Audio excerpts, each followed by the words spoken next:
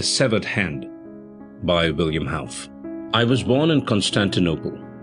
My father was a dragoman at the port, and besides carried on a fairly lucrative business in sweet-scented perfumes and silk goods.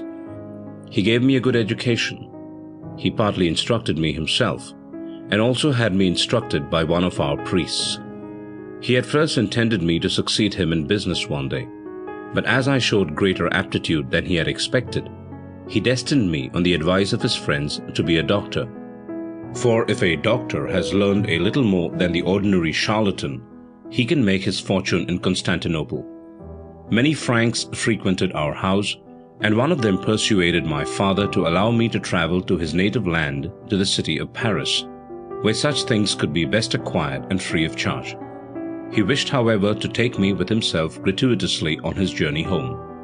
My father, who had also travelled in his youth, agreed, and the Frank told me to hold myself in readiness 3 months hence. I was beside myself with joy at the idea of seeing foreign countries, and eagerly awaited the moment when we should embark. The Frank had at last concluded his business and prepared himself for the journey. On the evening before our departure, my father led me into his little bedroom. There I saw splendid dresses and arms lying on the table. My looks were, however, chiefly attracted to an immense heap of gold, for I had never before seen so much collected together.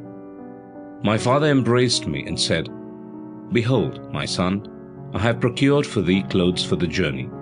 These weapons are thine. They are the same which thy grandfather hung around me when I went abroad. I know that thou canst use them aright, but only make use of them when thou art attacked. On such occasions, however, defend thyself bravely. My property is not large.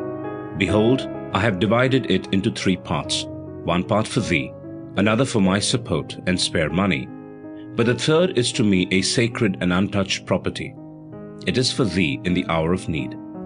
Thus spoke my old father, tears standing in his eyes, perhaps from some foreboding, for I never saw him again. The journey passed off very well. We had soon reached the land of the Franks, and 6 days later we arrived in the large city of Paris. There my Frankish friend hired a room for me, and advised me to spend wisely my money, which amounted in all to $2,000. I lived 3 years in the city, and learned what is necessary for a skillful doctor to know. I should not, however, be stating the truth if I said that I liked being there, for the customs of this nation displeased me. Besides, I had only a few chosen friends there, and these were noble young men. The longing after home at last possessed me mightily. During the whole of that time, I had not heard anything from my father, and I therefore seized a favourable opportunity of reaching home. An embassy from France left for Turkey. I acted as surgeon to the suite of the ambassador and arrived happily in Istanbul. My father's house was locked, and the neighbours, who were surprised on seeing me, told me my father had died 2 months ago. The priest who had instructed me in my youth brought me the key. Alone and desolate, I entered the empty house. All was still in the same position as my father had left it. Only the gold which I had to inherit was gone. I questioned the priest about it, and he, bowing, said, "Your father died a saint, for he has bequeathed his gold to the church." This was and remained inexplicable to me. However, what could I do? I had no witness against the priest, and had to be glad that he had not considered the house and the goods of my father as a bequest. This was the first misfortune that I encountered. Henceforth nothing but ill luck attended me. My reputation as a doctor would not spread at all, because I was ashamed to act a charlatan, and I felt everywhere the want of the recommendation of my father, who would have introduced me to the richest and most distinguished, but who now no longer thought of the poor Zaleukos. The goods of my father also had no sale, for his customers had deserted him after his death, and new ones are only to be got slowly. Thus, when I was one day meditating sadly over my position, it occurred to me that I had often seen in France men of my nation travelling through the country, exhibiting their goods in the markets of the towns. I remembered that the people liked to buy of them because they came from abroad, and that such a business would be most lucrative. Immediately I resolved what to do. I disposed of my father's house, gave part of the money to a trusty friend to keep for me, and with the rest I brought what was very rare in France: shawls, silk goods, ointments, and oils, took a berth on board a ship, and thus entered upon my second journey to the land of the Franks. It seemed as if fortune had favoured me again as soon as I had turned my back upon the castles of the Dardanelles. Our journey was short and successful. I travelled through the large and small towns of the Franks and found everywhere willing buyers of my goods. My friend in Stamboul always sent me fresh stores, and my wealth increased day by day.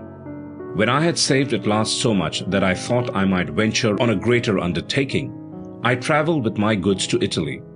I must, however, confess to something which brought me not a little money. I also employed my knowledge of physic. On reaching a town, I had it published that a Greek physician had arrived, who had already healed many, and in fact my balsam and medicine gained me many a sequin. Thus I had at length reached the city of Florence in Italy.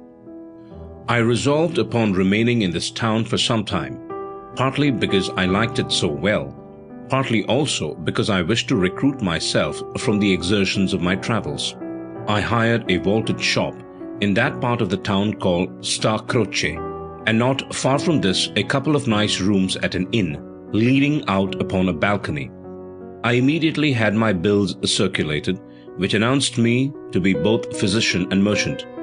Scarcely had I opened my shop when I was besieged by buyers, and in spite of my high prices, I sold more than anyone else because I was obliging and friendly towards my customers.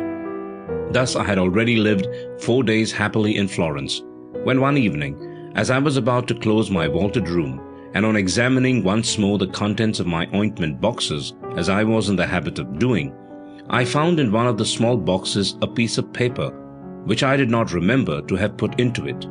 I unfolded the paper, and found in it an invitation to be on the bridge which is called Ponto Vecchio, that night exactly at midnight. I was thinking for a long time as to who it might be who had invited me there, and not knowing a single soul in Florence, I thought perhaps I should be secretly conducted to a patient, a thing which had already often occurred. I therefore determined to proceed thither, but took care to gird on the sword which my father had once presented to me. When it was close upon midnight, I set out on my journey, and soon reached the Ponte Vecchio. I found the bridge deserted, and determined to await the appearance of him who called me. It was a cold night. The moon shone brightly, and I looked down upon the waves of the Arno, which sparkled far away in the moonlight. It was now striking 12 o'clock from all the churches of the city, when I looked up and saw a tall man standing before me, completely covered in a scarlet cloak, one end of which hid his face. At first I was frightened, because he had made his appearance so suddenly, but was however myself again shortly afterwards, and said, "If it is you who have ordered me here, say what you want." The man dressed in scarlet turned round and said in an undertone, "Follow." At this, however, I felt a little timid to go alone with this stranger. I stood still and said, "Not so, sir. Kindly first tell me where. You might also let me see your countenance a little, in order to convince me that you wish me no harm." The Red One, however, did not seem to pay any attention to this. "If thou art unwilling, Zaleukos, remain," he replied, and continued his way. I grew angry. "Do you think," I exclaimed, "a man like myself allows himself to be made a fool of, and to have waited on this cold night for nothing?" In 3 bounds I had reached him, seized him by his cloak, and cried still louder, whilst laying hold of my sabre with my other hand. His cloak, however, remained in my hand, and the stranger had disappeared round the nearest corner. I became calmer by degrees. I had the cloak at any rate, and it was this which would give me the key to this remarkable adventure. I put it on and continued my way home. When I was at a distance of about 100 paces from it, someone brushed very closely to me and whispered in the language of the Franks, "Take care, Count. Nothing can be done tonight." Before I had time, however, to turn round, this somebody had passed. and I merely saw a shadow hovering along the houses. I perceived that these words did not concern me, but rather the cloak, yet it gave me no explanation concerning the affair. On the following morning, I considered what was to be done. At first I had intended to have the cloak cried in the streets, as if I had found it. But then the stranger might send for it by a third person, and thus no light would be thrown upon the matter. Whilst I was thus thinking, I examined the cloak more closely. It was made of thick Genoese velvet, scarlet in color, edged with Astrakhan fur, and richly embroidered with gold. The magnificent appearance of the cloak put a thought into my mind, which I resolved to carry out. I carried it into my shop and exposed it for sale, but placed such a high price upon it that I was sure nobody would buy it. My object in this was to scrutinize everybody sharply who might ask for the fur cloak, for the figure of the stranger, which I had seen but superficially, though with some certainty after the loss of the cloak, I should recognize amongst 1,000. There were many would-be purchasers for the cloak, the extraordinary beauty of which attracted everybody, but none resembled the stranger in the slightest degree, and nobody was willing to pay such a high price as 200 sequins for it. What astonished me was that on asking somebody or other if there was not such a cloak in Florence, they all answered no, and assured me they had never seen so precious and tasteful a piece of work. Evening was drawing near, when at last a young man appeared, who had already been to my place, and who had also offered me a great deal for the cloak. He threw a purse with sequins upon the table, and exclaimed, "Of a truth, Zaleukos, I must have thy cloak, should I turn into a beggar over it." He immediately began to count his pieces of gold. I was in a dangerous position. I had only exposed the cloak in order merely to attract the attention of my stranger, and now a young fool came to pay an immense price for it. However, what could I do? I yielded, for on the other hand, I was delighted at the idea of being so handsomely recompensed for my nocturnal adventure. The young man put the cloak around him and went away, but on reaching the threshold he returned, whilst unfastening a piece of paper which had been tied to the cloak, and throwing it towards me he exclaimed, "Here, Zaleukos, hangs something which I dare say does not belong to the cloak." I picked up the piece of paper carelessly, but behold, on it these words were written, "Bring the cloak at the appointed hour tonight to the Ponte Vecchio. 400 sequins are thine." I stood thunderstruck. Thus I had lost my fortune and completely missed my aim. Yet I did not think long. I picked up the 200 sequins, jumped after the one who had bought the cloak and said, "Dear friend, take back your sequins and give me the cloak. I cannot possibly part with it." He first regarded the matter as a joke, but when he saw that I was in earnest, he became angry at my demand, called me a fool, and finally it came to blows. However, I was fortunate enough to wrench the cloak from him in the scuffle, and was about to run away with it, when the young man called the police to his assistance, and we both appeared before the judge. The latter was much surprised at the accusation, and adjudicated the cloak in favor of my adversary. I offered the young man 20, 50, 80, even 100 sequins in addition to his 200, if he would part with the cloak. What my entreaties could not do, my gold did. He accepted it. I, however, went away with the cloak triumphantly, and had to appear to the whole town of Florence as a madman. I did not care, however, about the opinion of the people. I knew better than they that I had profited after all by the bargain. Impatiently I awaited the night. At the same hour as before, I went with the cloak under my arm towards the Ponte Vecchio. With the last stroke of 12, the figure appeared out of the darkness and came towards me. It was unmistakably the man whom I had seen yesterday. "Hast thou the cloak?" he asked me.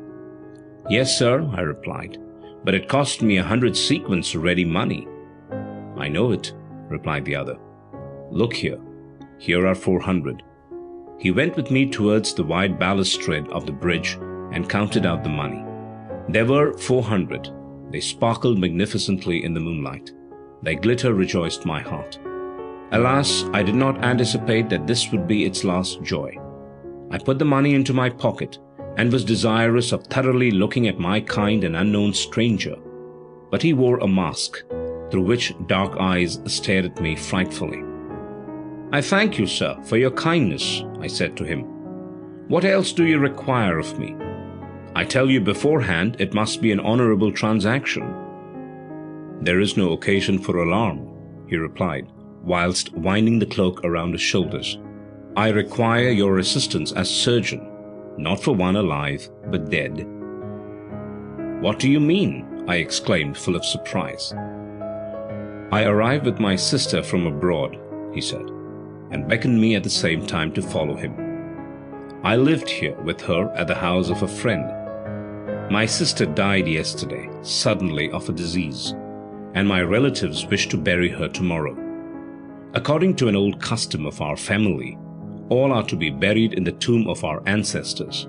Many, notwithstanding, who died in foreign countries, are buried there and embalmed. I do not grudge my relatives her body, but for my father I want at least the head of his daughter, in order that he may see her once more.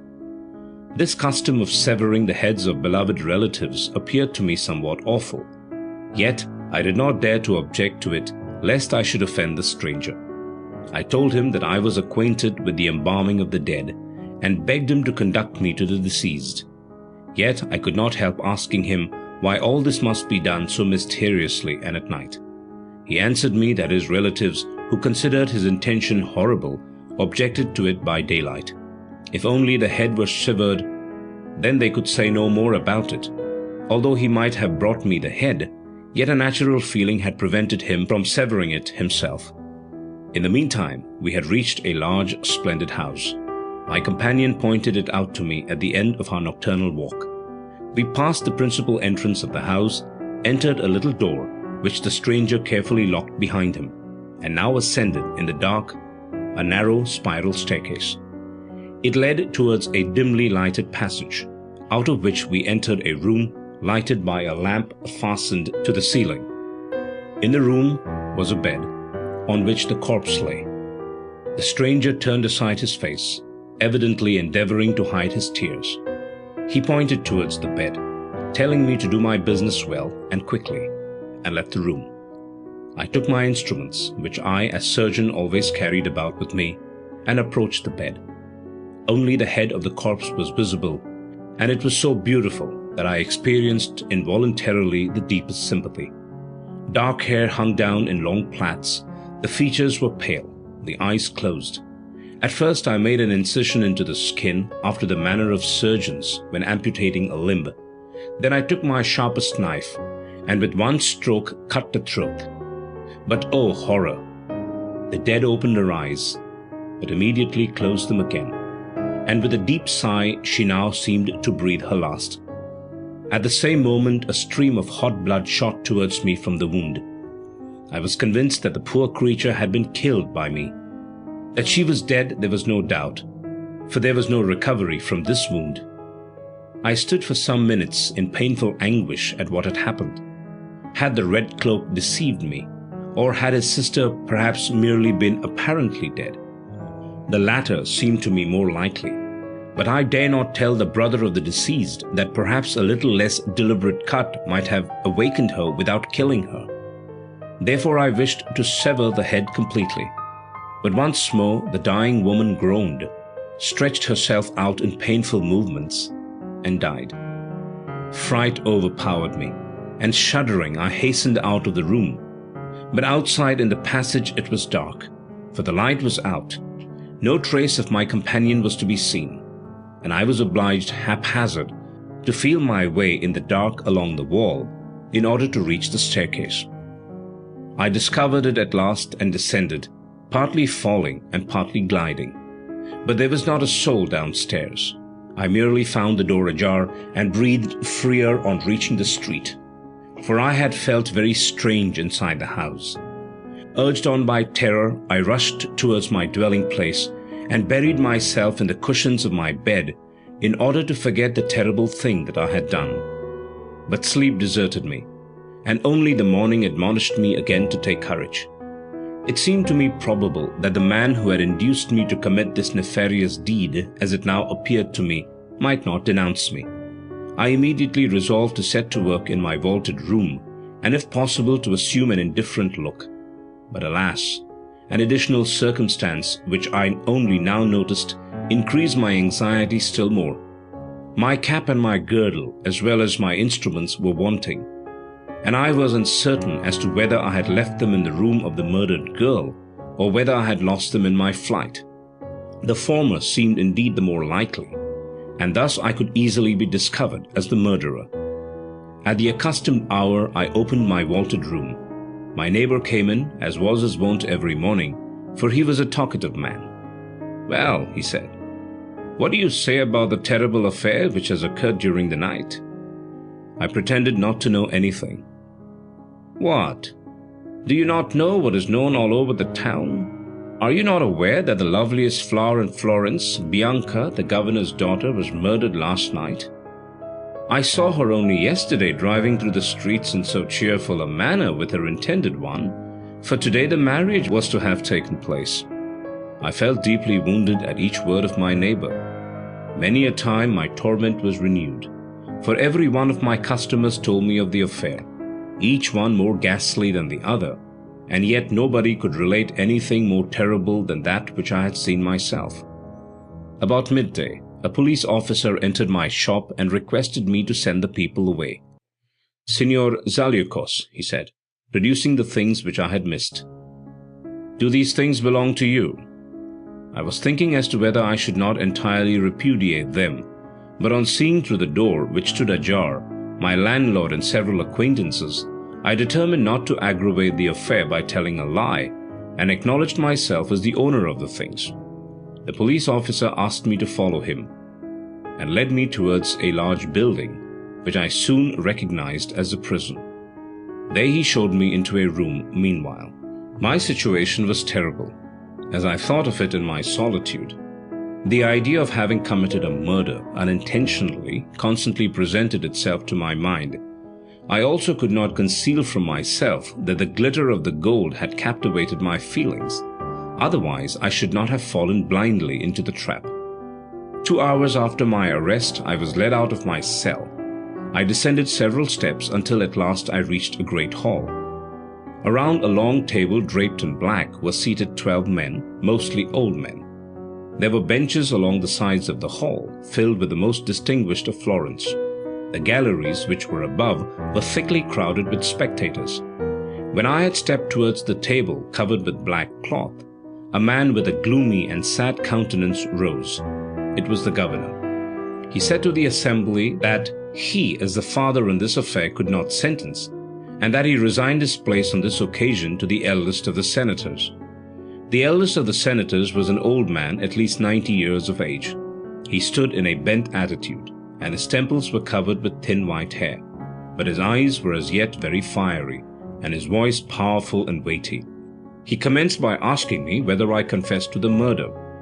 I requested him to allow me to speak, and related undauntedly and with a clear voice what I had done and what I knew. I noticed that the governor during my recital at one time turned pale, and at another time red. When I had finished, he rose angrily. "What, wretch," he exclaimed, "dost thou even dare to impute a crime which thou hast committed from greediness to another?"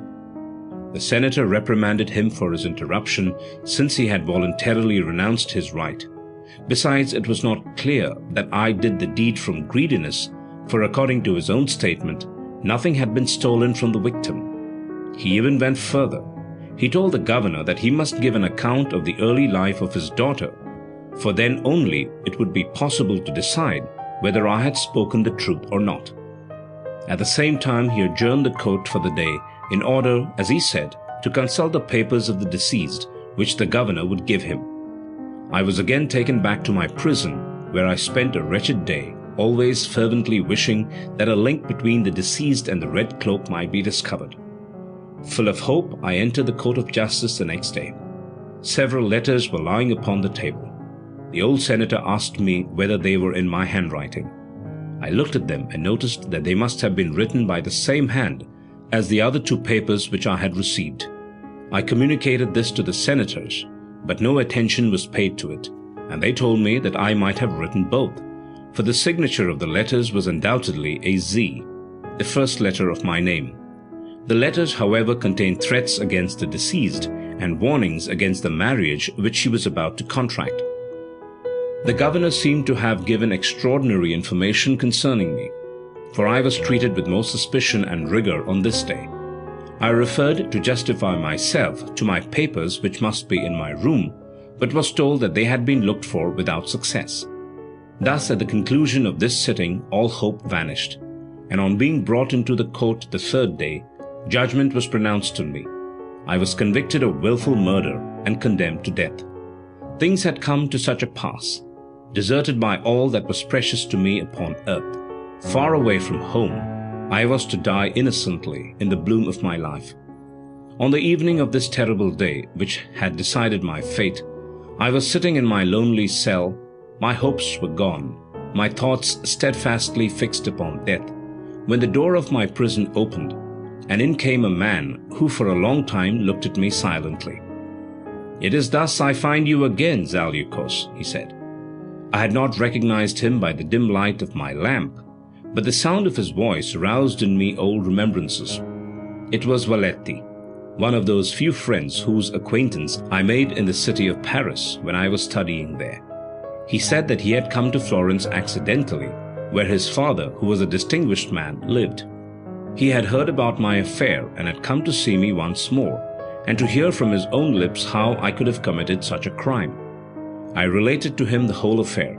He seemed much surprised at it and adjured me, as my only friend, to tell him all, in order not to leave the world with a lie behind me. I confirmed my assertions with an oath that I had spoken the truth, and that I was not guilty of anything except the glitter of the gold had dazzled me, and that I had not perceived the improbability of the story of the stranger. "Did you not know Bianca?" he asked me. I assured him that I had never seen her. Valetti now related to me that a profound mystery rested on the affair, that the governor had very much accelerated my condemnation, and now a report was spread that I had known Bianca for a long time, and had murdered her out of revenge for her marriage with someone else. I told him that all this coincided exactly with the red cloak, but that I was unable to prove his participation in the affair. Valetti embraced me weeping, and promised me to do all, at least to save my life. I had little hope, though I knew that Valetti was a clever man, well versed in the laws, and that he would do all in his power to save my life. For 2 long days I was in uncertainty. At last Valetti appeared. "I bring consolation, though painful. You will live and be free with the loss of one hand." Affected, I thanked my friend for saving my life. He told me that the governor had been inexorable in having the affair investigated a second time, but that he at last, in order not to appear unjust, had agreed that if a similar case could be found in the law books of the history of Florence, my punishment should be the same as the one recorded in these books. He and his father had searched in the old books day and night, and at last found a case quite similar to mine. The sentence was that his left hand be cut off, his property confiscated, and he himself banished forever. This was my punishment also, and he asked me to prepare for the painful hour which awaited me. I will not describe to you that terrible hour, where I laid my hand upon the block in the public marketplace, and my own blood shot over me in broad streams. Valetti took me to his house until I had recovered. He then most generously supplied me with money for traveling, for all I had acquired with so much difficulty had fallen a prey to the law. I left Florence for Sicily and embarked on the first ship I had found for Constantinople. My hope was fixed upon the sum which I had entrusted to my friend. I also requested to be allowed to live with him. But how great was my astonishment on being asked why I did not wish to live in my own house. He told me that some unknown man had bought a house in the Greek quarter in my name, and this very man had also told the neighbors of my early arrival. I immediately proceeded thither, accompanied by my friend, and was received by all my old acquaintances joyfully. An old merchant gave me a letter, which the man who had bought the house for me had left behind. I read as follows: Zaleukos. 2 hands are prepared to work incessantly in order that you may not feel the loss of one of yours. The house which you see and all its contents are yours, and every year you will receive enough to be counted amongst the rich of your people. Forgive him who is unhappier than yourself. I could guess who had written it, and in answer to my question, the merchant told me it had been a man whom he took for a Frank and who had worn a scarlet cloak. I knew enough to understand that the stranger was, after all, not entirely devoid of noble intentions. In my new house I found everything arranged in the best style, also a vaulted room stored with goods more splendid than I had ever had. 10 years have passed since. I still continue my commercial travels, more from old custom than necessity. Yet I have never again seen that country where I became so unfortunate. Every year since, I have received 1,000 gold pieces, and although I rejoice to know that unfortunate man to be noble, yet he cannot relieve me of the sorrow of my soul, for the terrible picture of the murdered Bianca is continually on my mind.